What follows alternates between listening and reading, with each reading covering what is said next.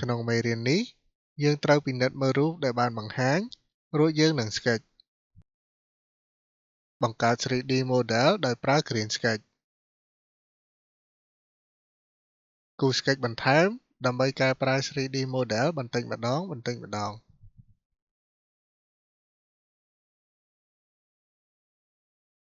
យើងនឹងបន្តគំនូរ 3D ដែលត្រូវគ្នាជាមួយគំនូរដែលមានស្រាប់ដោយការបង្ហាញ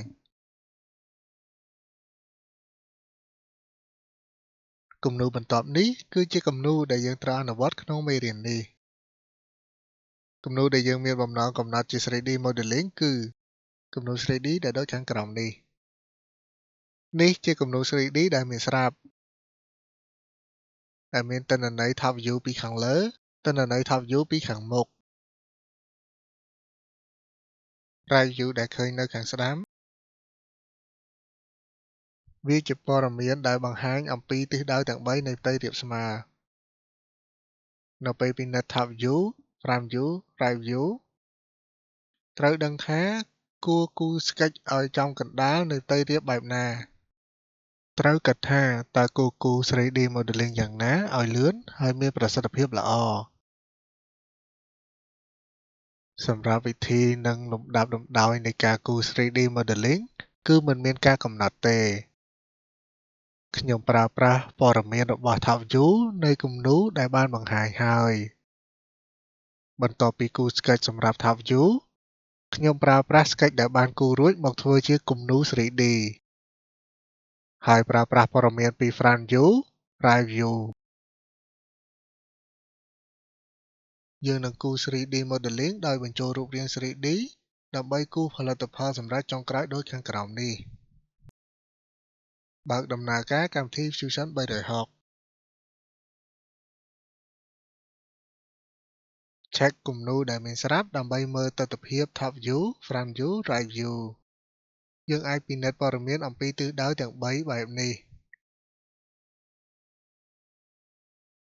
បន្ទាប់ពីគូរ sketch ដែលជាក់លាក់បំផុតក្នុងចំណោមទិសដៅទាំង3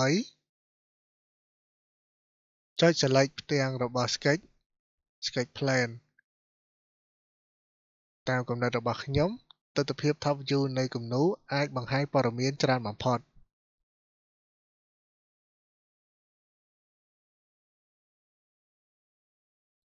បន្ទាប់ពីគូរ sketch អំពីទិដ្ឋភាព Top View ហើយនឹងចាប់ផ្ដើមគូរ 3D modeling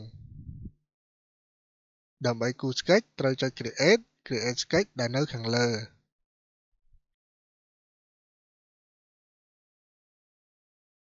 យើងអាចជ្រើសរើសផ្នែកខាងក្រោមនៃអេក្រង់បានដោយផ្ទាល់ប៉ុន្តែដើម្បីជ្រើសរើសផ្ទាំង sketch ឲ្យបានជាក់លាក់ត្រូវជ្រើសរើស Top របស់ View Box ដែលមានទីតាំងនៅខាងស្ដាំអេក្រង់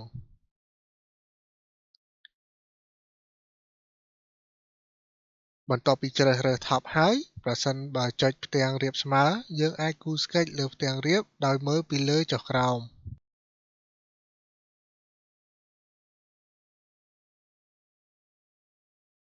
ចំណុចសំខាន់បំផុតនៅពេលគូរ sketch គឺការគូរ sketch ឲ្យដូចជាមួយនឹងរូបដែលបានបង្ហាញនិងបញ្ចូលទំហំនៃគំនូរដែលគេបានបង្ហាញឲ្យត្រូវច្បាស់លាស់ហើយជ្រើសរើសចំណុចកណ្ដាលដែលត្រូវនឹងគំនូរដែលបានបង្ហាញរួចធ្វើការគូរ sketch ក្រោយពីជ្រើសរើសចំណុចកណ្ដាលនៃគំនូរដែលជាស្តង់ដារនៃ sketch ហើយធ្វើការគូរ sketch ចុច Create Circle Center Diameter Circle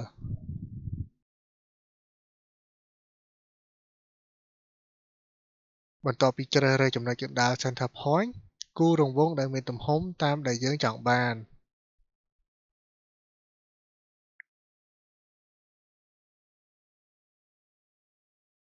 នៅពេលគូររង្វង់មូលយើងបញ្ចូលទំហំច្បាស់លាស់រួចគូរវាក៏បានដែរប៉ុន្តែជំហានដំបូងបន្ទាប់ពីគូររង្វង់មូលតាមទំហំដែលយើងចង់បានហើយចុច Create Sketch Dimension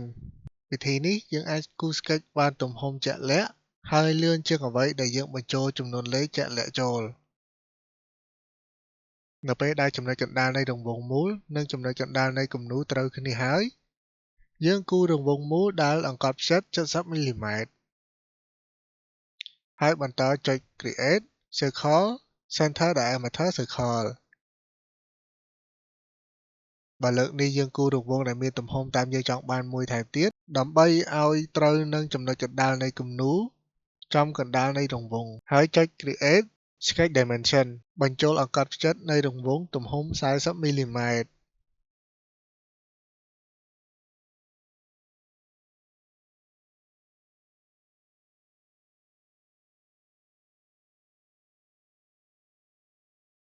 បន្ទាប់មកគូរ Sketch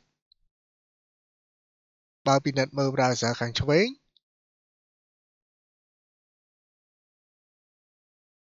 យើងនឹងឃើញ icon ជាប់សោពណ៌ក្រហមដែលនៅខាងឆ្វេង Sketch មួយ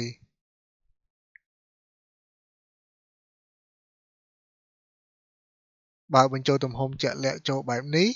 វានឹងក្លាយជារូបរាងពិតប្រាកដមួយហើយបន្តចុច Create Circle Center Diameter Circle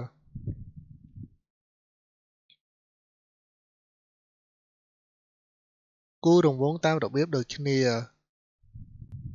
យើងនឹងគូររង្វង់មូល2មានទំហំមិនកំណត់នៅខាងស្ដាំនៃផ្ទាំងគំនូរ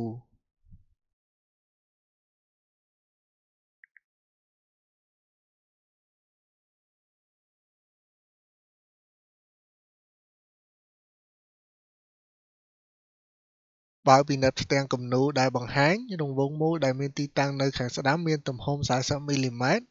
ហើយរង្វង់ទូចមានទំហំ 26 មីលីម៉ែត្រ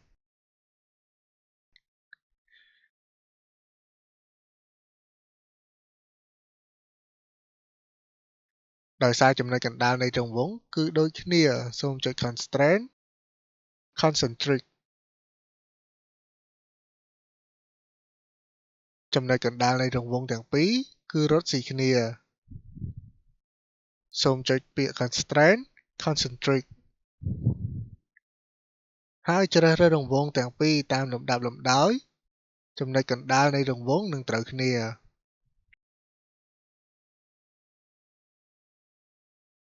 នឹងមាន icon រត់មកក្បែរចំណុចកណ្ដាលនៃរង្វង់បញ្ជាក់ថាយើងបានចុច Concentric ហើយ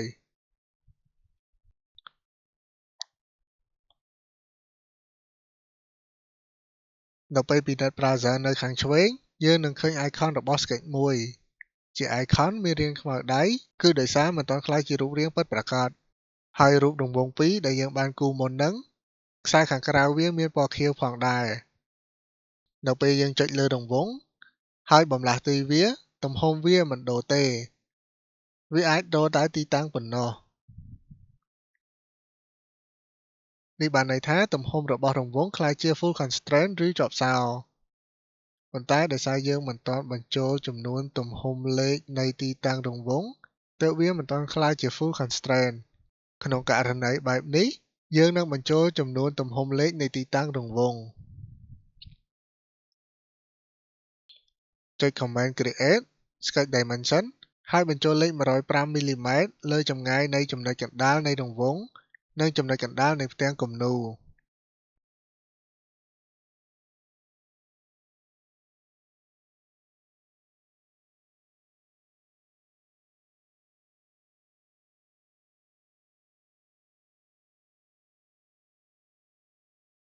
ហើយចុច Command Constraint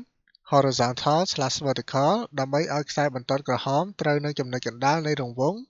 និងចំណុចកណ្ដាលនៃផ្ទាំងគំនូរ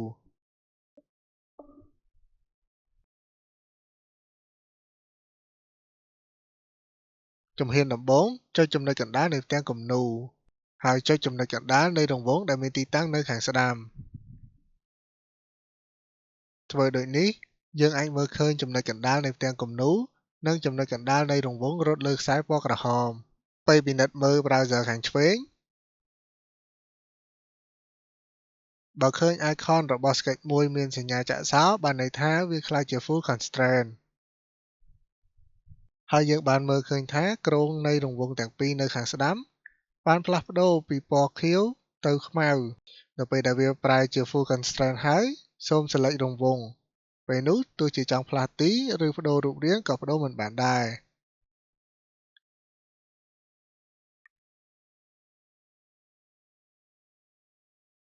បន្តចុច Command Create Line ហើយបន្ទាប់មកគូសបន្តត្រង់ពីរជាមួយគ្នា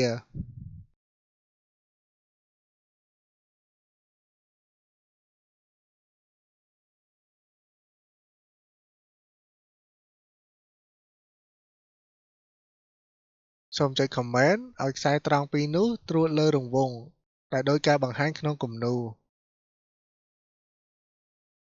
សូមចុច Constraint Tangent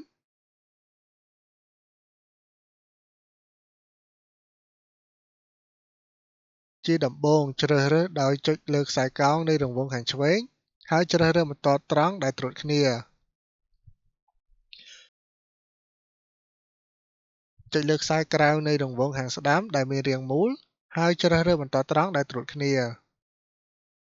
ដូចនេះបញ្ចូល Command Tangent ដែលដូចខាងក្រោមនៅពេលមាន icon ទីតាំងនៃខ្សែបន្ទាត់និងផ្លាស់ទី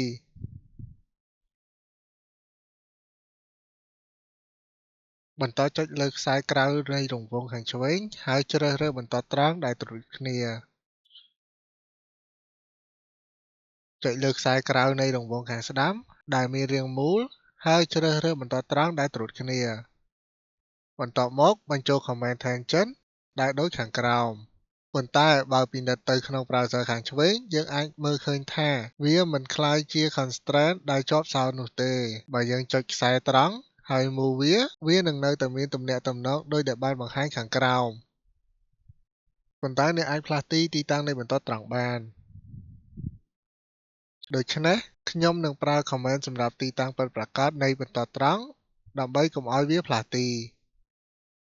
សូមចុច constraint coincident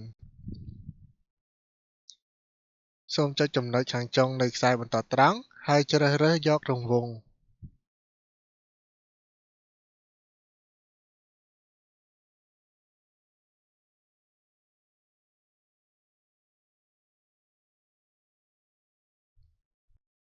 ដូចនេះយើងអាចពិនិត្យឃើញចុងបន្ទាត់ត្រង់ត្រួតគ្នានៅរង្វង់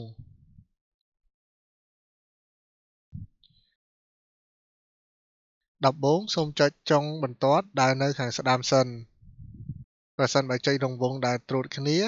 យើងអាចមើលឃើញចុងបន្ទាត់ស្ដាំត្រួតលើរង្វង់ដូចរូបខាងក្រោមនេះប្រើវិធីដូចគ្នាដើម្បីធ្វើឲ្យបន្តត្រង់ផ្សេងទៀតត្រួតលើរង្វង់ប្រសិនបើពិនិត្យ browser ខាងឆ្វេងយើងឃើញ icon ដែលជាប់សោនៅក្បែរ sketch មួយពេលនោះវាក្លាយជា full constraint ដែលពេញលេញហើយ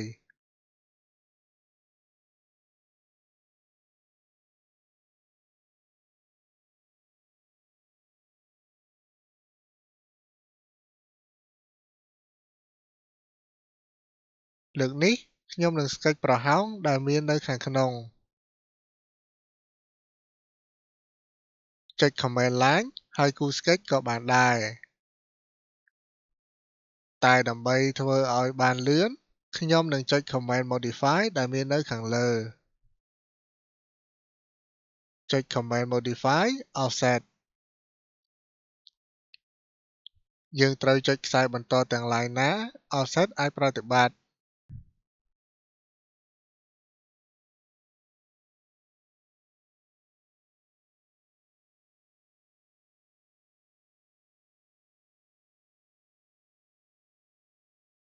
ឥឡូវយើងអាចចុចខ្សែបន្តតែមួយក្នុងករណីនេះបន្ទាប់ពីដោះ Change Section នៅក្នុង Window ដែលបានកំណត់ Offset នៅខាងស្ដាំសូមចុចខ្សែបន្តទាំង line ដែលបាន Offset ប្រសិនបើដោះ Crease Change Section ហើយចុចលើខ្សែជាច្រើនមិនបានសូមចុច Offset ម្ដងមួយខ្ញុំនឹងបញ្ចូល5មីលីម៉ែត្រហើយចុច Offset ខ្សែបន្តត្រង់សូមប្រើវិធីដដែលនេះដោយបញ្ចូល5មីលីម៉ែត្រសម្រាប់ខ្សែបន្តត្រង់ផ្សេងទៀត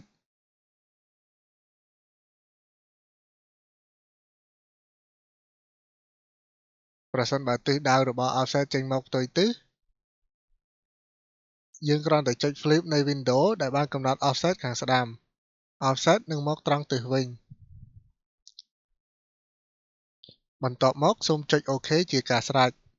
បន្តចុចជ្រើសរើសខ្សែក្រៅខាងឆ្វេងនៃរង្វង់ ចុច Modify Offset ហើយបញ្ចូលទំហំលេខ 5 មីលីម៉ែត្រ សម្រាប់រង្វង់ខាងស្ដាំក៏បញ្ចូលទំហំលេខ 5 មីលីម៉ែត្រដែរ ទំហំខុសគ្នាតែយើងអាច Offset ខ្សែបន្ទាត់ដែលមានទំហំខុសៗគ្នា ប៉ុន្តែមានរូបរាងដូចគ្នា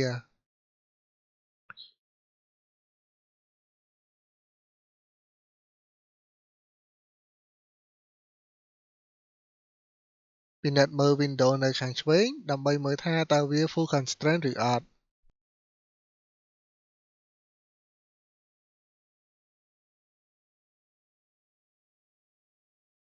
នៅពេលវាជា Full Constraint ហើយសូមចុច Finish Sketch ដែលនៅខាងលើហើយបញ្ចប់ Sketch Mode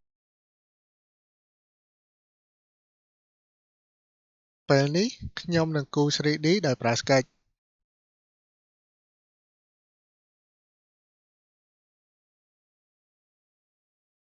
ចុច Create Extrude ហើយជ្រើសរើសរង្វង់ដែលត្រូវ Extrude រូបដែលត្រូវ Extrude ដូចខាងក្រោមនេះសូមជ្រើសរើសទាំងអស់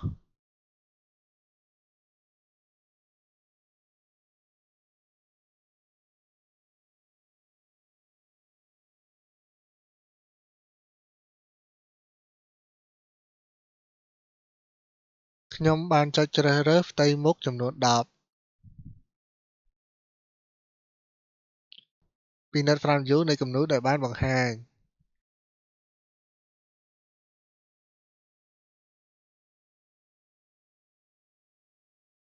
ហើយកម្ពស់នៃផ្នែកទាបបំផុតគឺ 15 មីលីម៉ែត្រ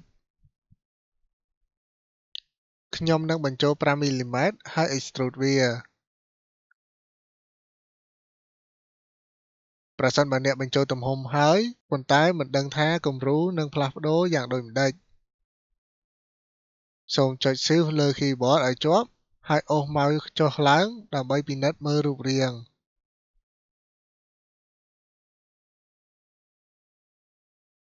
ហើយចុចប៊ូតុង OK ជាការស្រេច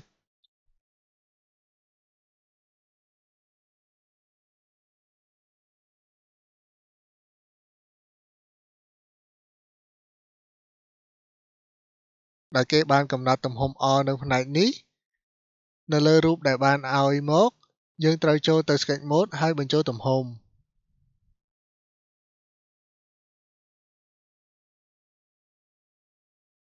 ទោះបីជាយ៉ាងណាវាជាការងាយស្រួលក្នុងការប្រើប្រាស់ Modify Fillet ដើម្បីផ្លាស់ប្ដូររូបរាង Model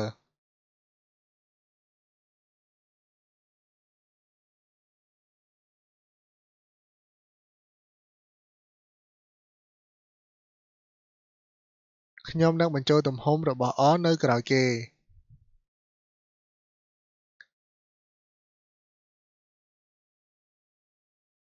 ពេលយើងមើលលើគំនូរដែលគេបានឲ្យមក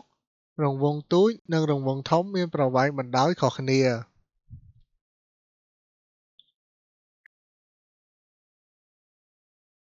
ដូចនេះខ្ញុំនឹងបញ្ចូលទំហំប្រវែងបណ្ដោយនៃរង្វង់ទាំងពីរហើយចុច Extrude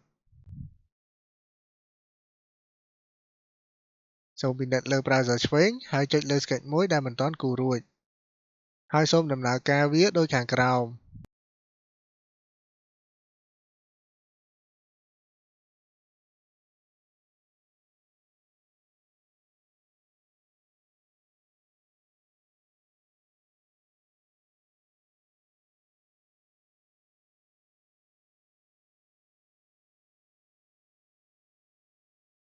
ខ្ញុំនឹងចុចលើផ្នែក Surface ហើយ Extrude ដោយសារតែគំនូរ 3D មានស្រាប់អាចមានការភាន់ច្រឡំនៅពេលគូរ Sketch Disable Body Body មួយដែលមាននៅខាងឆ្វេងនៃ Browser ដើម្បី Hide 3D Model ដែលអ្នកបានបង្កើតខ្ញុំនឹងចុចជ្រើសរើសយករង្វង់ដែលនឹងត្រូវ Extrude ហើយចុចដំណើរការ Create Extrude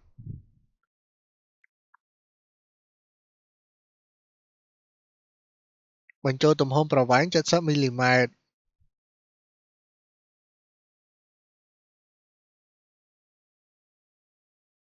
មុនពេលចុចប៊ូតុង OK ត្រូវ Active Body មួយក្នុង Browser ខាងឆ្វេង ដោយសារស៊ីឡាំងដែលទៅបង្កើតថ្មីមានភាពជាប់គ្នាខ្លះ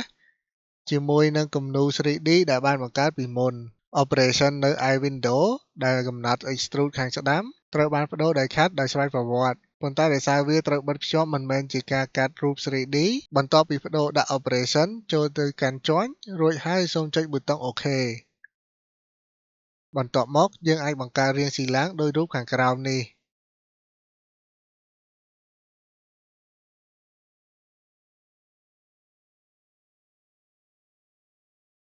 នៅពេលធ្វើកិច្ចការបន្ទាប់ដើម្បីកុំឲ្យការច្រឡំ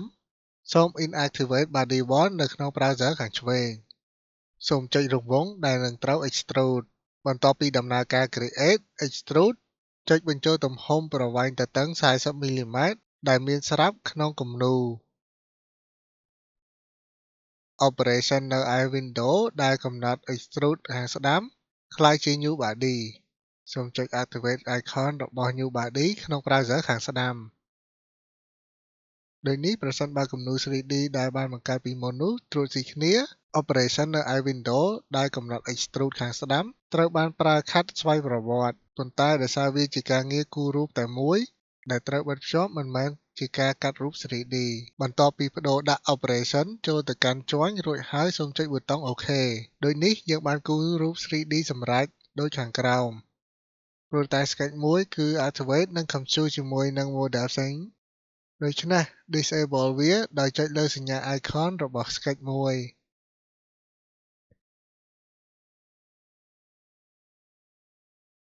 រូបរាង Shape ដែលដូចទៅនឹងគំនូរដែលបានគូរត្រូវបានបង្កើតឡើង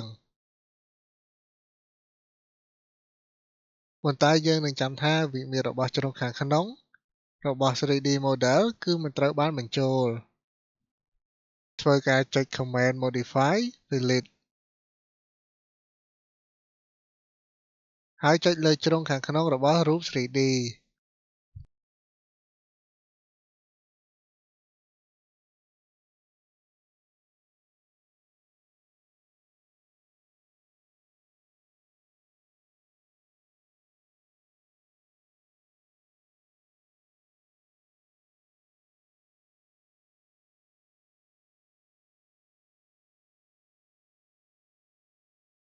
នៅពេលចុចជ្រុងទាំងអស់ដូចខាងក្រោមនេះហើយសូមបញ្ចូលទំហំ 5 មីលីម៉ែត្របញ្ចូលទំហំរួចរាល់ហើយសូមចុចប៊ូតុង OK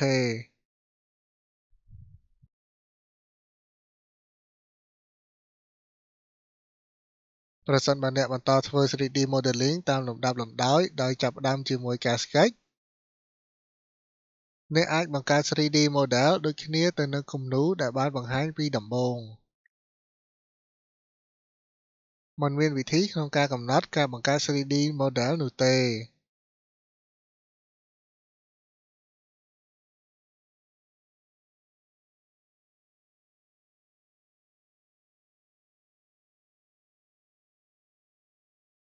ដូចនេះបន្ទាប់ពីគូរ Sketch តាមស្តង់ដារលើផ្ទៃថប់ក្នុងគំនូរដែលមានស្រាប់ខ្ញុំបានបង្កើតរូប 3D ដោយចុច Command Extrude ខ្ញុំនឹងជម្រាបពីវិធីបង្កើត 3D Modeling ផ្សេងទៀតក្រោយពីគូរ Sketch លើ Top View បញ្ចូលទំហំ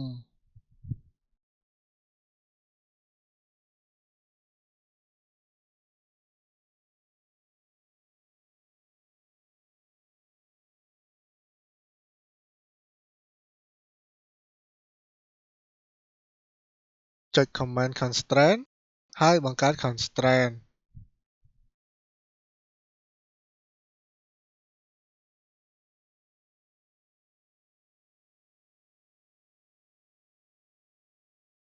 បន្ទាប់ពីគូរខ្សែបន្តត្រង់ដូចខាងក្រោមហើយចុច Command Constraint ហើយបង្កើត Constraint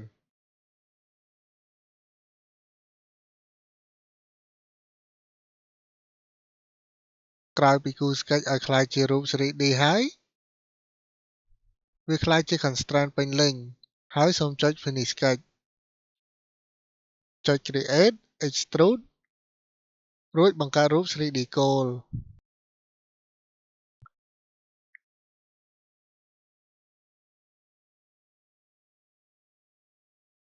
ក្រោយពីជ្រើសរើសផ្នែកខាងលើរបស់រូប 3D យើងអាចចុច Create Sketch បានបន្ទាប់ពីគូរ Shape ដូចខាងក្រោមហើយសូមបញ្ចូលវិមាត្រជាក់លាក់ដើម្បីឲ្យវាជា Constraint ដែលពេញលេញមួយ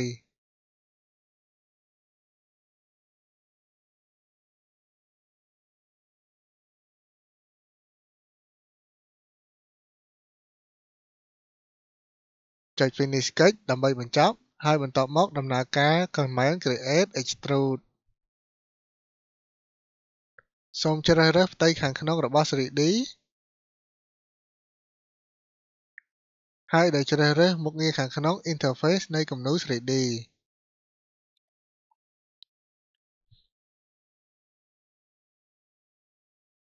រួចបញ្ចូលលេខដក 55 មីលីម៉ែត្រចូល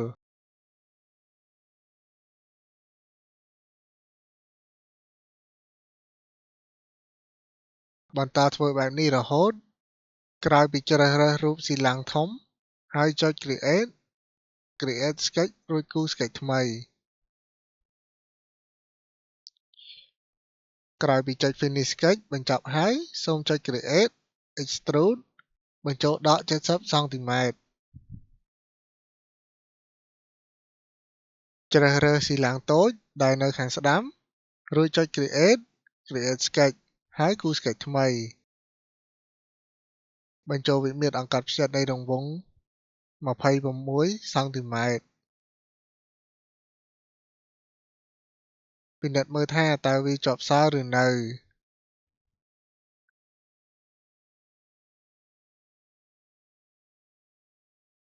ក្រោយពីជ្រើសរើសរង្វង់មូលដែលបានគូរមុនហ្នឹងសូមចុច Create Extrude ហើយបញ្ចូលដក 40 មីលីម៉ែត្រលើគំនូរដែលមានស្រាប់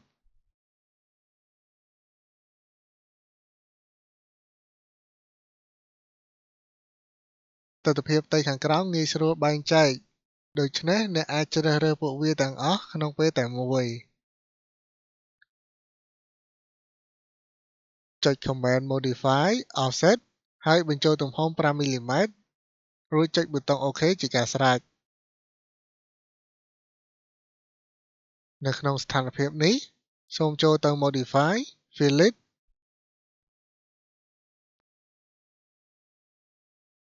ហើយអ្នកក៏អាចបញ្ចូលវិមាត្រដូចខាងក្រោមប៉ុន្តែនៅពេលធ្វើ 3D Modeling ដោយរបៀបបែបនេះ Sketch 5 ដែលស្ថិតក្នុងសភាពជាប់សោរគឺនឹងលែងជាប់សោរវិញ Command ឬពាក្យបញ្ជាដែលបានបញ្ចូលរួចមានលក្ខណៈមិនត្រូវគ្នាវានាំឲ្យមានរឿងដូចខាងក្រោមនេះជំនួសឲ្យការចុច Ctrl Z នៅលើ keyboard របស់អ្នកដើម្បីត្រឡប់ទៅភាពដើមវិញសូមដំណើរការ Modify Fillet នៅក្នុង Sketch បន្ទាប់ពីបានបញ្ជាក់ថាវាជាប់សោរទាំងស្រុងហើយសូមចុច Finish Sketch ដើម្បីចាកចេញពី Sketch បន្ទាប់ពីចុច Create Extrude ជ្រើសរើសមុខងារ Surface ដែលត្រូវ Extrude រួចបញ្ចូលដក 19 មីលីម៉ែត្រហើយចោះប្រហោងមួយធ្វើការចុច Modify Fillet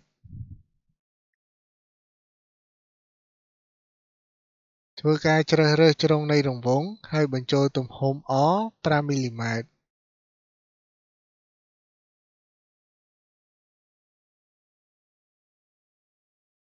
ទោះជាដំណើរការ 3D Modeling តាមវិធីផ្សេងយើងអាចបង្កើតរូប 3D ដែលដូចគ្នានឹងគំ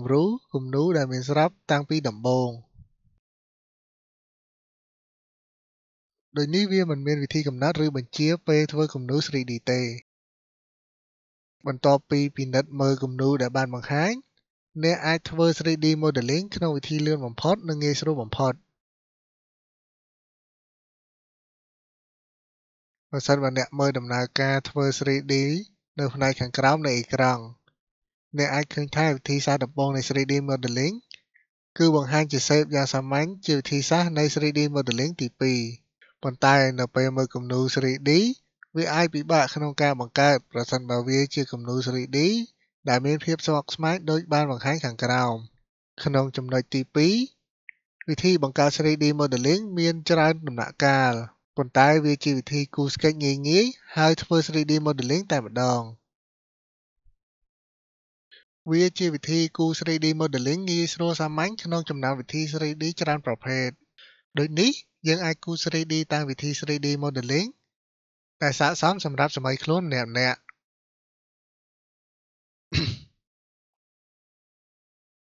ទោះបីជាយើងធ្វើ 3D Modeling ដែលមានគំនូរដូចគ្នាមកធ្វើក៏ដោយ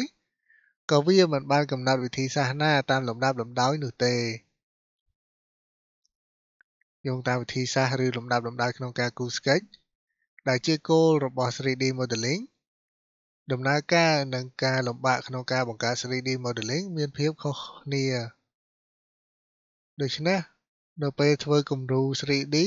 ដំបូងត្រូវពិនិត្យមើលគំនូរដែលបានបង្ហាញស្រាប់ត្រូវគូរ Sketch ឲ្យចំកណ្ដាលនៃផ្ទៃរាបដែលមានពណ៌ជាច្រើនជាងគេបំផុត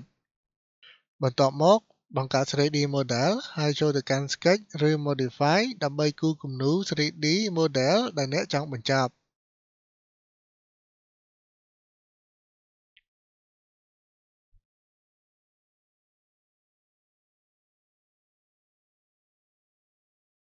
លំដាប់លំដោយឬវិធីសាស្ត្រដែលខ្ញុំបង្កើត 3D Modeling គឺមិនត្រឹមត្រូវទេមានវិធីដែលអ្នកអាចបង្កើត 3D Modeling ដែលលឿននិងមានប្រសិទ្ធភាពជាងវិធីរបស់ខ្ញុំទៀត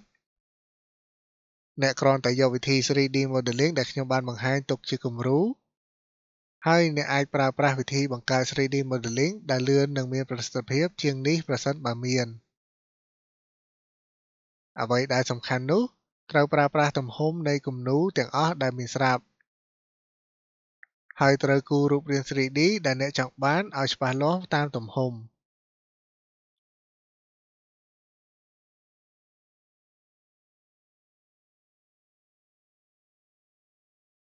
បន្ទាប់មកទៀតដោយយកគំនូរដែលមានស្រាប់ជាគំរូហើយគូរ Sketch រួចសាកល្បងបង្កើត 3D Modeling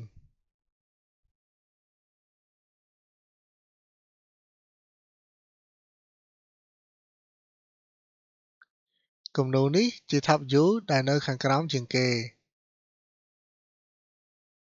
តែលើ Front View នៅលើ Right View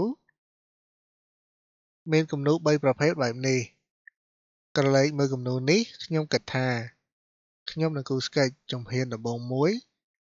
ដែលផ្អែកលើព័ត៌មានដែលមាននៅលើ Front View បន្ទាប់មកបង្កើតគំនូរ 3D Model កម្រិតដំបូងរួចគូរ Sketch បន្ថែមនៅផ្នែកចំហៀងនិងផ្នែកក្រោមបន្ទាប់មកសាកល្បងបង្កើតរូបរាងដូចខាងក្រោមនេះ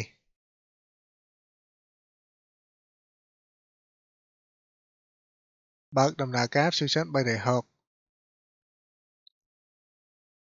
បើកគំនូរថ្មីដោយធ្វើដំណើរការ New Design នៃផ្នែកលើ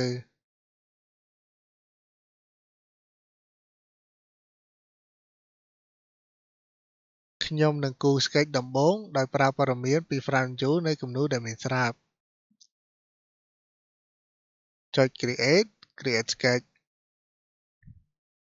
បន្ទាប់ពីជ្រើសរើស Front ដែលមាននៅក្នុង View Box មានទីតាំងផ្នែកខាងលើខាងស្ដាំហើយ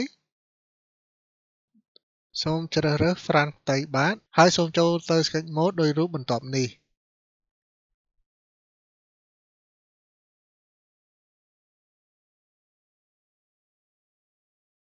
Create Circle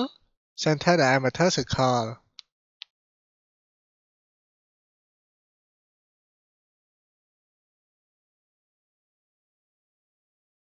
ខ្ញុំនឹងគូរចំណុចកណ្ដាលនៃរង្វង់តាមទំហំដែលស៊ីគ្នាទៅនឹងចំណុចកណ្ដាលរបស់គំនូរ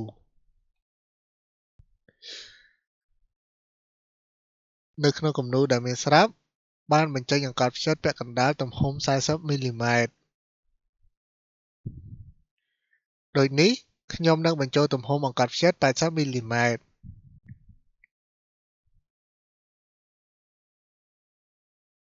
Create ឲ្យស្មើគ្នាដោយចូលទៅ Circle Center Diameter Circle ខ្ញុំនឹងគូរចំណុចកណ្ដាលនៃរង្វង់តាមទំហំដែលស៊ីគ្នាទៅនៅចំណុចកណ្ដាលរបស់គំនូរថែមមួយទៀតបន្ទាប់មកចុច Create Sketch Dimension នៅក្នុងគំនូរដែលមានស្រាប់បានចេញអង្កត់ផ្ចិតពាក់កណ្ដាលទំហំ30មីលីម៉ែត្រដូចនេះខ្ញុំនឹងបញ្ចូលទំហំអង្កត់ផ្ចិត60មីលីម៉ែត្រ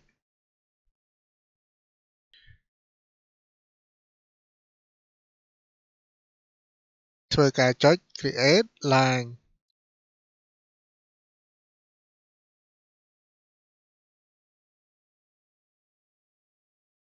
ខ្ញុំនឹងគូរខ្សែបន្តត្រង់ដែលមានទំហំស្មើរង្វង់មូល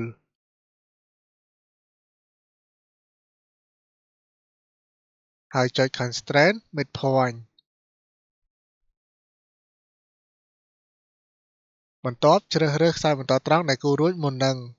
ធ្វើការជ្រើសរើសចំណុចកណ្ដាលនៃគំនូរដូចនេះចំណុចកណ្ដាលនៃខ្សែបន្តត្រង់ដូចខាងក្រោមនេះត្រូវស៊ីគ្នាជាមួយចំណុចកណ្ដាលនៃគំនូរ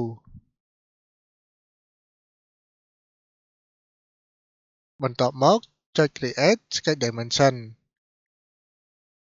ខ្ញុំនឹងបញ្ចូលទំហំប្រវែងខ្សែបន្តត្រង់80មីលីម៉ែត្រ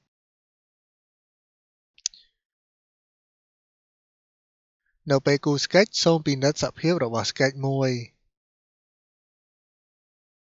ដែលនៅក្នុង browser ខាងស្ដាំថាតើវាជា full constraint ដែលជាប់សោរឬនៅបន្តធ្វើបែបនេះរហូតហើយខ្ញុំនឹងគូរ Sketch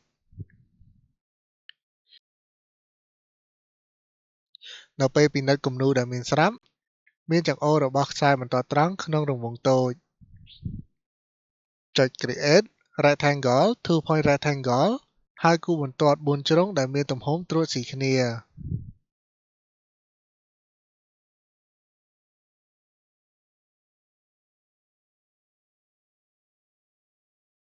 បន្ទាប់មកធ្វើការចុច Create Sketch Dimension ប្រវែងបណ្ដោយនៃចតុកោណកែងគឺទំហំ6មីលីម៉ែត្រនៅក្នុងគំនូរដែលមានស្រាប់យើងឃើញមានទំហំតែពាក់កណ្ដាលនៃទំហំប្រវែងទទឹងនៃចតុកោណគឺ34មីលីម៉ែត្រតែប៉ុណ្ណោះ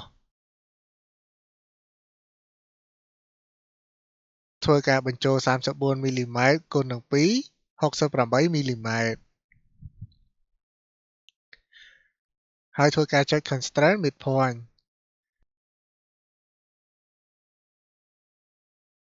រួចជ្រើសរើសចំណុចកណ្ដាលរបស់គំនូរនិងបន្ទាត់ក្រោមគេនៃចតុកោណហើយកំណត់ទីតាំងសម្រាប់វិធីសាស្ត្រផ្សេងគឺធ្វើការចុច Create Sketch Dimension ហើយចុចលើខ្សែខាងឆ្វេងនៃចតុកោណរួចបញ្ចូលទំហំ34មីលីម៉ែត្រ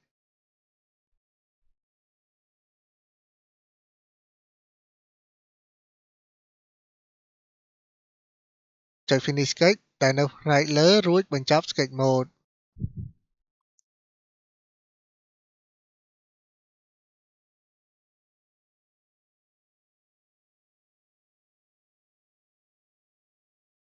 ធ្វើការចុច Command Create Extrude សូមជ្រើសរើសផ្ទៃដែលយើងចង់ Extrude នៅពេលពិនិត្យ Top View របស់គំនូរដែលមានស្រាប់ហើយបញ្ចូលទំហំ60មីលីម៉ែត្រដែលជាចម្ងាយដែលត្រូវ Extrude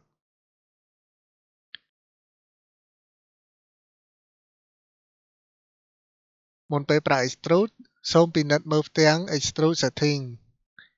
ដែលនៅខាងស្ដាំដើម្បីបញ្ជាក់ថា 3D model ត្រូវបានស្ថិតនៅចំកណ្ដាលនៃគំនូររួចប្ដូរ Direction ទៅជា Symmetric ចំណែកឯ Extend Type ទៅជា Distance ហើយសម្រាប់ Measurement ត្រូវជ្រើសរើស Icon ខាងស្ដាំរួចបញ្ចូលទំហំ60មីលីម៉ែត្រ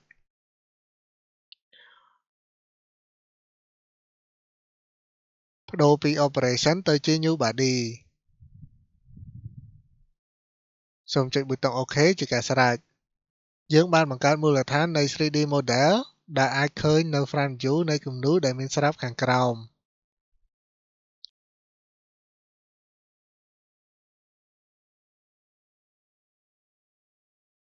នៅពេលពិនិត្យ Right View ដែលមានទីតាំងនៅខាងស្ដាំនៃគំនូរដែលមានស្រាប់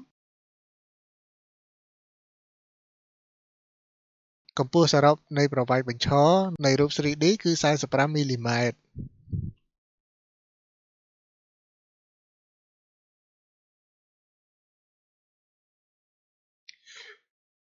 ខ្ញុំនឹងបង្កើតរូប Sketch ដែលនៅឆ្ងាយពីផ្ទៃបាតប្រវែង45មីលីម៉ែត្រ ធ្វើការចុច Construct Offset Plane ត្រូវជ្រើសរើសផ្នែកដែលត្រូវគូស្កេចនៅទីនេះត្រូវជ្រើសរើសផ្នែកដែលមានទីតាំងនៅផ្ទៃបាតហើយខ្ញុំនឹងបញ្ចូលទំហំ45មីលីម៉ែត្រនៅពេលចុចប៊ូតុង OK វាបានបង្កើតផ្ទៃពណ៌ទឹកក្រូចនៅកន្លែងដែលនៅឆ្ងាយពីផ្ទៃបាតប្រវែង45មីលីម៉ែត្រដោយរូបខាងក្រោមបន្ទាប់ពីជ្រើសរើសផ្ទៃពណ៌ទឹកក្រូចធ្វើការចុច Create Sketch ហើយសូមចូលទៅ Sketch Mode ផ្សេងទៀត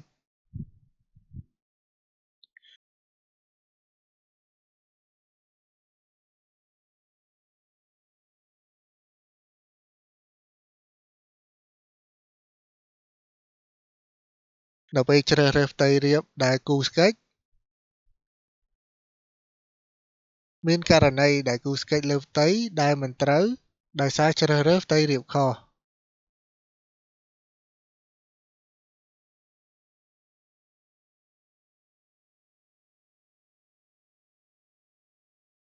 ដូច្នេះនៅពេលជ្រើសរើសផ្ទៃដែលត្រូវគូ Sketch យើងមិនចាំបាច់ប្រើ Command ណាមួយឡើយហើយបន្ទាប់ពីជ្រើសរើសផ្ទៃរាបដែលគូ Sketch ជាមុនហើយត្រូវចុច Create Sketch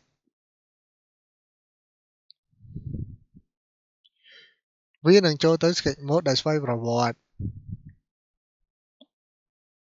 បើសិនបើអ្នកមើលទៅ Top View របស់គំនូរដែលមានស្រាប់អ្នកនឹងឃើញមានចង្អុលលើរូបស៊ីឡាំងខ្ញុំនឹងបង្កើតចង្អុលលើរូបស៊ីឡាំងធ្វើការចុច Create Circle Center Diameter Circle សម្រាប់ចំណុចកណ្ដាលរបស់រង្វង់មុនដំបូងយើងជ្រើសរើសយកចំណុចកណ្ដាលដែលត្រូវជាមួយចំណុចកណ្ដាលនៃគំនូរហើយគូទំហំរង្វង់ដែលចង់បានខ្ញុំនឹងគូរចំណុចកណ្ដាលនៃរង្វង់តាមទំហំដែលស៊ីគ្នានឹងចំណុចកណ្ដាលរបស់គំនូរថែមមួយទៀតខ្ញុំនឹងគូរចំណុចកណ្ដាលនៃរង្វង់តាមទំហំដែលស៊ីគ្នានឹងចំណុចកណ្ដាលរបស់គំនូរថែមមួយទៀតខ្ញុំនឹងគូររង្វង់ចំនួន2ចុច Create Sketch Dimension ហើយបញ្ចូលទំហំលើរង្វង់ទាំងពីរទំហំរបស់រង្វង់ដែលមានទីតាំងខាងក្នុងគឺ35មីលីម៉ែត្របញ្ចូលទំហំរង្វង់ដែលមានទីតាំងនៅខាងក្រៅ45មីលីម៉ែត្រ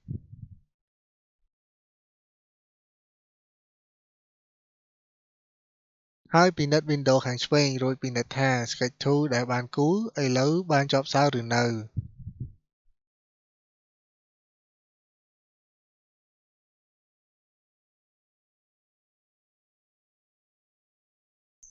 ធ្វើការចុច Finish Sketch ដែលមាននៅផ្នែកលើរួចចុចបញ្ចប់ Sketch Mode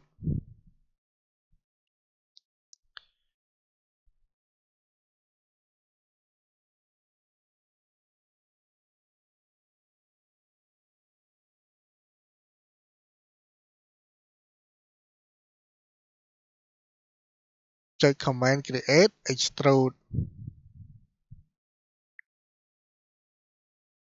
ហើយចុចលើផ្ទៃដែលត្រូវ Extrude ចុចសញ្ញាព្រួញហើយបម្លាស់ទីដូចខាងក្រោមប្រសិនបើមានផ្នែកត្រួតស៊ីគ្នានៃគំនូរ 3D នោះ Operation នៅក្នុងផ្ទាំង Setting របស់ Extrude នៅខាងស្ដាំនឹងប្ដូរទៅ Cut ដោយស្វ័យប្រវត្តិបន្ទាប់ពីផ្លាស់ប្ដូរទៅ Join Operation ហើយចុច OK វានឹងអាចមាន Error លើរូប 3D ដើម្បីបកទៅកាន់ស្ថានភាពដែលមុនពេលធ្វើ Extrude សូមចុច Ctrl Z នៅលើ Keyboard ខ្ញុំនឹង Extrude តាមវិធីផ្សេងទៀតចុច Command Create Extrude ជ្រើសរើសផ្ទៃដែលត្រូវ Extrude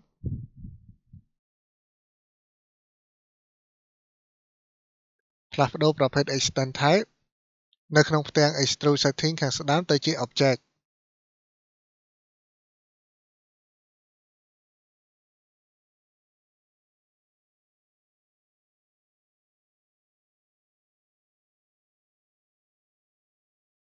បន្ទាប់មក select រូប 3D ដែលមានស្រាប់ដែលយើងនឹងត្រូវភ្ជាប់ បន្ទាប់មក 3D model ទាំងពីរត្រូវបានភ្ជាប់គ្នាដោយធម្មជាតិទៅតាមបណ្ដោយនៃផ្ទៃកោងរបស់ 3D model ដែលមានស្រាប់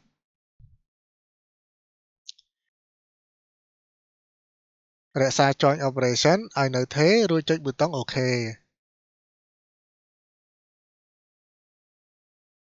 យើងនឹងបានរូប 3D ដូចខាងក្រោម វិធី 3D Modeling ដែលបានធ្វើមុនហ្នឹង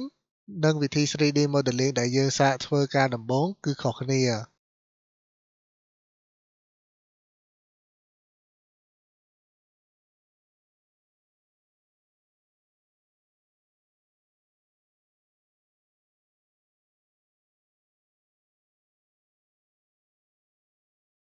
នៅពេលយើងធ្វើ Extrude ធម្មតាវាអាចបង្ហាញរូប 3D ដែលមិនត្រូវការដូចខាងក្រោម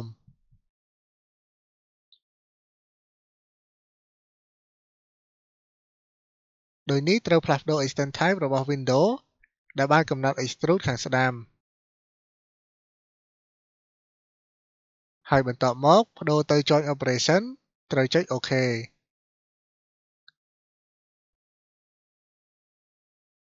ដោយនេះយើងអាចពិនិត្យឃើញថា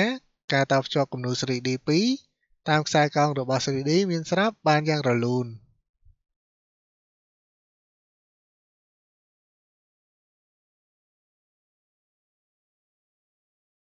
បន្ទាប់មកទៀតខ្ញុំនឹងចោះប្រហោងដែលនៅក្នុងគ្រោងវងរបស់រូប 3D ដែលគូររួច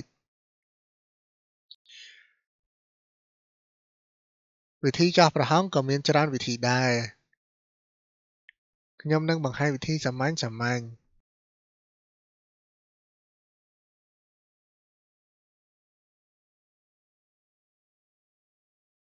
ហើយជ្រើសរើសផ្ទៃបាតរួចបញ្ចូលទំហំក្រោយពីគូររង្វង់ដូចខាងក្រោម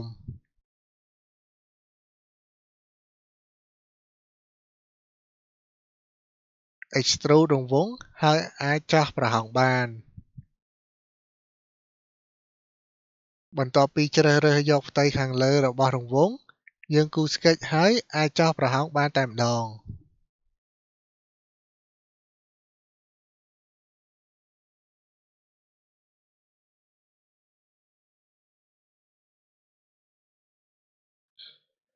ប៉ុន្តែដើម្បីអនុវត្ត Command ជាច្រើនយើងត្រូវបង្កើតផ្ទៃរាបនៃ Sketch ថ្មីនៅឯខ្សែបន្តត្រង់រួចយើងនឹងបន្តការធ្វើ 3D Modeling បន្ថែម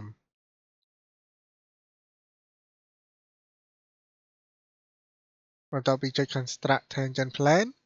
ដែលនៅខាងលើរួចជ្រើសរើសផ្ទៃនៃបន្ទាត់កោង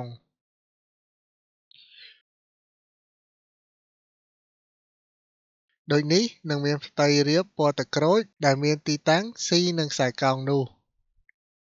សូមចុចប៊ូតុង OK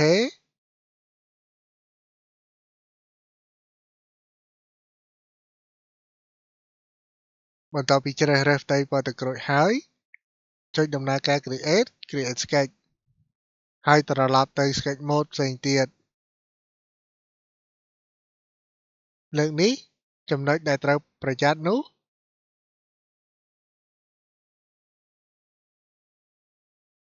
គឺយើងមើលឃើញចំណុចកណ្ដាលនៃគំនូរមានទីតាំងក្រោមចំណុចកណ្ដាលនៃរង្វង់ក្នុងករណីបែបនេះយើងចុច Create Circle Center Diameter Circle ហើយគូររង្វង់នៃទំហំដែលចង់បានហើយចុច Construct Concentric រួចចុចរង្វង់ថ្មីដែលបានគូរជាបន្តបន្ទាប់ជាមួយនឹងរង្វង់គោលហើយតម្រឹមចំណុចកណ្ដាលនៃរង្វង់បើបញ្យល់ម្ដងទៀតយើងត្រូវបង្កើតផ្ទៃរាប Sketch បន្ថែមហើយទីតាំងចំណុចកណ្ដាលនៃរង្វង់និងចំណុចកណ្ដាលនៃគំនូរគឺខុសគ្នា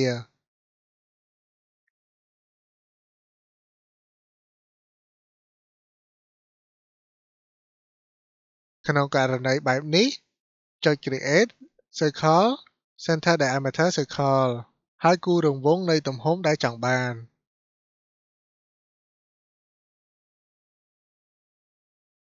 ចុច Constraint Concentric រួចចុចរង្វង់ថ្មីដែលបានគូរជាបន្តបន្ទាប់ជាមួយនឹងរង្វង់គោលចុចរង្វង់ថ្មីដែលគូររួចតាមលំដាប់លំដោយរួចហើយតម្រឹមចំចំណុចកណ្ដាលនៃរង្វង់ឲ្យស្របគ្នា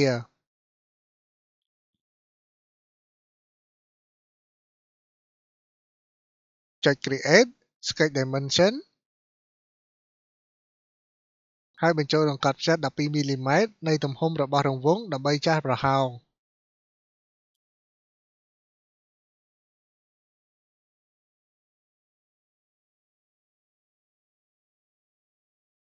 សូមពិនិត្យ Browser ឆ្វេងថាតើ Sketch 3មានស្ថានភាព Full Constraint ជាប់សោឬនៅចុច Finish Sketch ដែលនៅខាងលើរួចចុចបញ្ចប់ Sketch Mode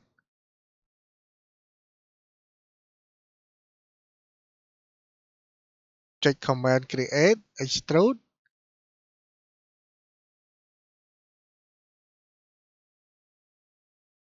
ជ្រើសរើសរង្វង់ដែលបានគូរមុននឹងហើយជ្រើសរើសសញ្ញាព្រួញយើងអាចចោះប្រហោងដែលដូចគ្នានឹងរូបខាងក្រោមរួចបញ្ចូលទំហំជាក់លាក់ហើយអាចចោះប្រហោងបានជាការស្រេចដើម្បីអនុវត្ត command ច្រើនប្រភេទ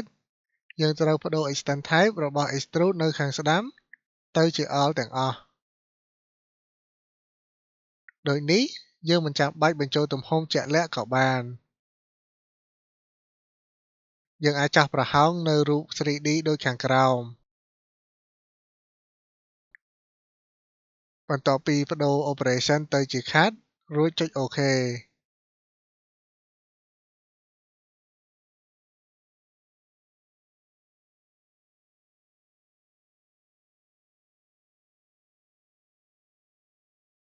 បន្តមកទៀតគូរ sketch បន្ថែមនៅផ្នែកសងខាងនៃគំនូរដែលមានស្រាប់ហើយបង្កើតរូប 3D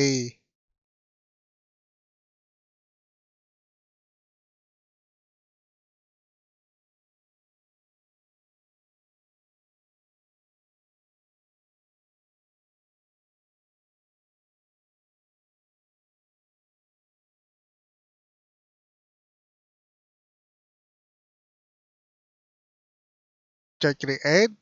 Create Sketch ជ្រើសរើស Front View បន្ទាប់ពីគូរ sketch នៅផ្នែកទាំងសងខាងនៃគំនូរដែលមានស្រាប់ហើយប្រើប្រាស់ Sketch បង្កើតទៅជារូប 3D ដែលបានបន្ថែម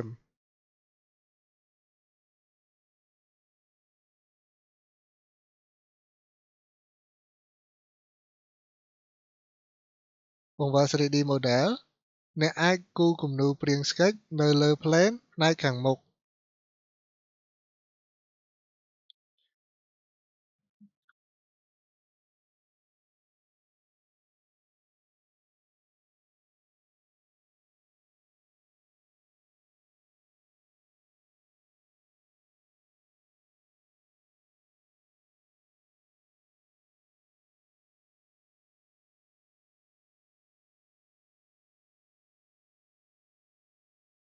បន្ទាប់ពីចុច Create Project/Include Project រក្សា Selection Filter របស់ Windows ដែលបានកំណត់ Project នៅខាងស្ដាំឲ្យនៅដដែលហើយជ្រើសរើសយករូបគំនូរដែលមានរាងពាក់កណ្ដាលរង្វង់រួចសូមចុច OK ប្រសិនបើអ្នកចុចលើ icon របស់ Body នៅ Browser ខាងឆ្វេងដើម្បី Disable វាអ្នកនឹងឃើញថា Data សម្រាប់ Body គឺបាន apply ជាមួយនឹងបន្ទាត់ពណ៌ស្វាយដូចបានបង្ហាញខាងក្រោមចុច Command Create Line ហើយសូមគូរខ្សែបន្តត្រង់ដែលចាប់ផ្ដើមនៅចុងចំណុចរបស់គំនូរដែលមានរាងពាក់កណ្ដាលរង្វង់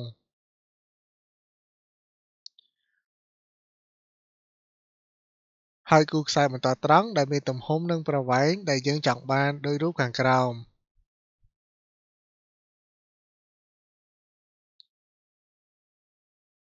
ចុច Create Sketch Dimension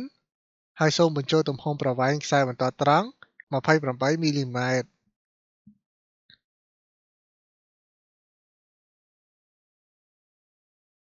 និងបញ្ចូលប្រវែងបណ្ដោយ25មីលីម៉ែត្រ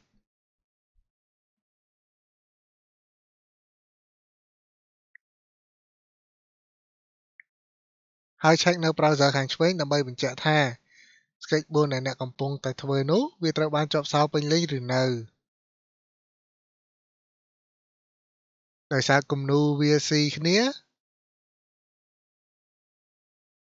សូមប្រើប្រាស់ឡាញគូខ្សែបន្ទាត់ត្រង់ដែលមានទំហំមិនកំណត់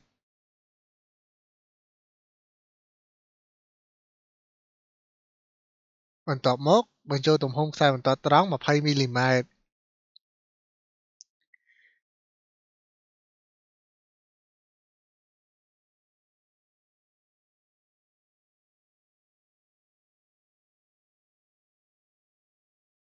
យើងត្រូវគូរបន្ទាត់ត្រង់នេះអាចមានសភាពកាច់កែងនឹងចំណុចកណ្ដាលនៃគំនូរ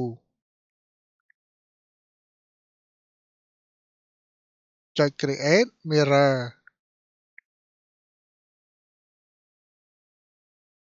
នៅពេលយើងមើល window ដែលកំណត់ mirror ខាងស្ដាំយើងអាចជ្រើសរើស object បានសម្រាប់ object យើងអាចជ្រើសរើសចំណុចនិងខ្សែបន្ទាត់បានជ្រើសរើសខ្សែបន្ទាត់ត្រង់ចំនួន3ដែលបានគូរនៅខាងឆ្វេងរូប 3D បន្ទាប់មក select mirror line នៅក្នុង mirror setting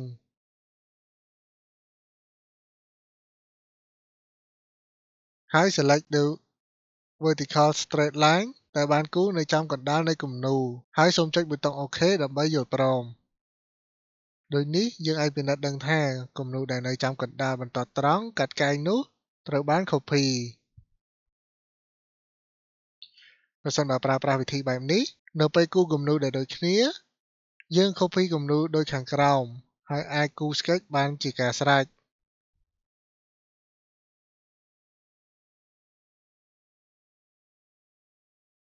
ចុច Finish Sketch ដែលនៅខាងលើរួចបញ្ចប់ Sketch Mode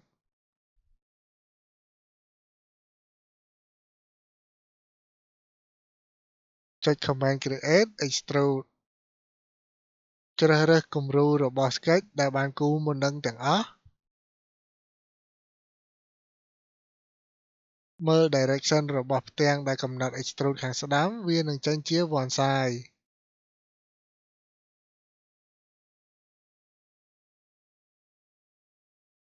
ធ្វើការបដូរ direction ទៅជា symmetric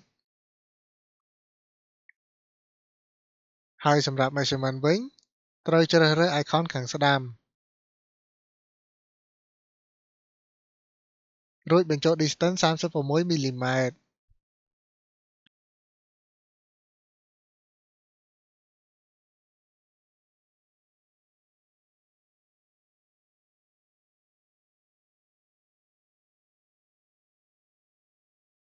បន្ទាប់ពីផ្លាស់ប្ដូរ operation ទៅជាជាន់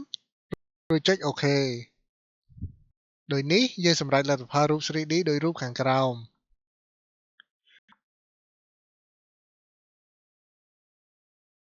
បើពិនិត្យគំនូរ 3D ដែលគូររួចដោយរូបដែលបានបង្ហាញអ្នកនឹងឃើញផ្នែកខាងលើទាំងពីរក្លាយជាខ្សែកោង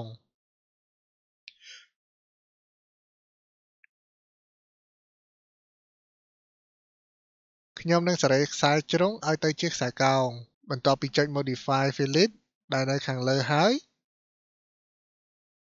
ជ្រើសរើសជ្រុងដែលត្រូវសេរីទាំងអស់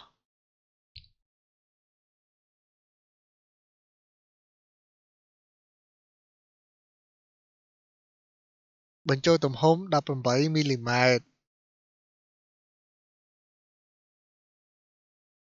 វានឹងកាត់ជ្រុងមុំខាងស្ដាំទៅជាខ្សែកោង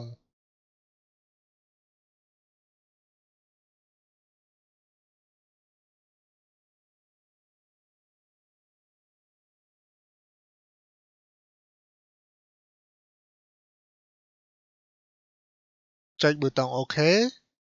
សម្រាប់ Fillet ត្រូវបញ្ចូលទំហំពាក់កណ្ដាលអង្កត់ផ្ចិតមិនមែនអង្កត់ផ្ចិតរបស់រង្វង់ទេ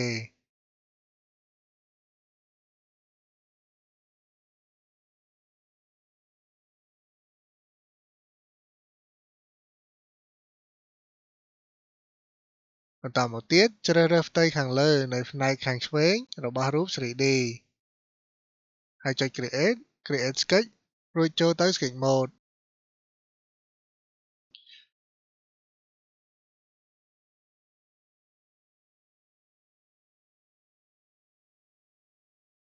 ចុច create circle center diameter circle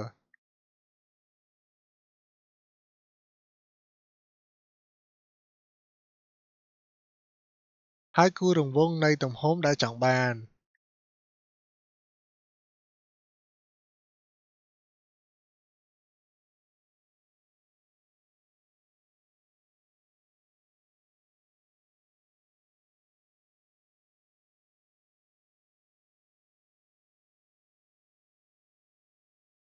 ចុច create sketch dimension ឬក៏ចុច key D នៅលើ keyboard បញ្ចូលទំហំរង្វង់16មីលីម៉ែត្រ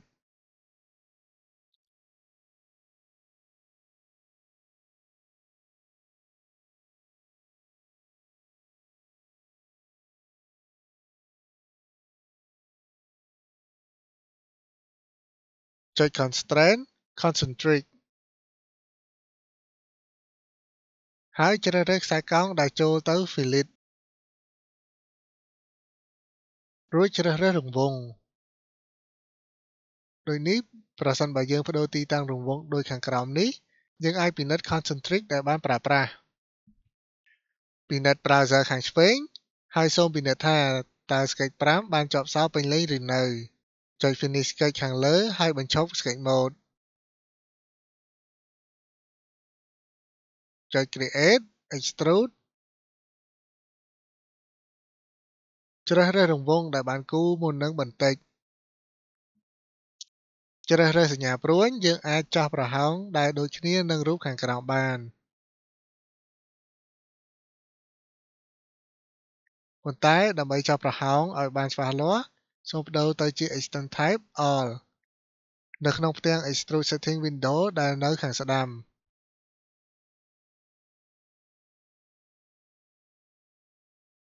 សូមរក្សា operation ជា cut ហើយចុចប៊ូតុង OK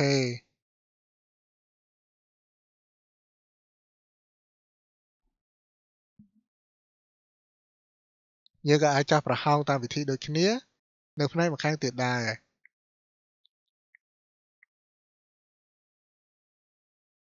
ប៉ុន្តែខ្ញុំនឹងប្រើប្រាស់ command mirror ដើម្បីចោះប្រហោងចុច command mirror ក្រោយពីជ្រើសរើស face as type នៅខាងស្ដាំនៃ mirror setting window រួចសូមជ្រើសរើស face ផ្នែកខាងក្នុងខាងលើនិងរង្វង់មូលក្នុងប្រហោងហើយជ្រើសរើស mirror plane select ចុច mirror plane select យើងនឹងឃើញផ្ទៃរាបដែលបានជ្រើសរើស XYZ ដូចខាងក្រោមសូមជ្រើសរើសផ្ទៃរាបដែលយើងចង់ត្រួតគ្នាបើចុចប៊ូតុង OK វានឹង error សូមចុច command create mirror ម្ដងទៀតជ្រើសរើស face ខាងក្នុងផ្នែកខាងលើនិងខាងក្រោមនៃរង្វង់ដែលកាត់ចេញ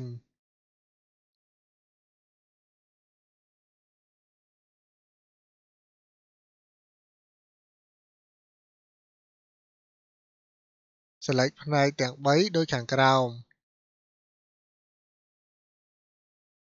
ហើយបញ្ចូល mirror ដូច្នេះយើងអាចមើលរាងរាបដូចគ្នាទៅនឹងផ្ទៃរាបដែលត្រួតគ្នាដោយបានបង្កើតបង្ហាញ command mirror ម្ដងទៀត create mirror typeface សម្រាប់ object យើងត្រូវ select ផ្នែកទាំងអស់ដែលតភ្ជាប់នឹងរូបរាងដែលយើងមានបំណង copy ទាំងអស់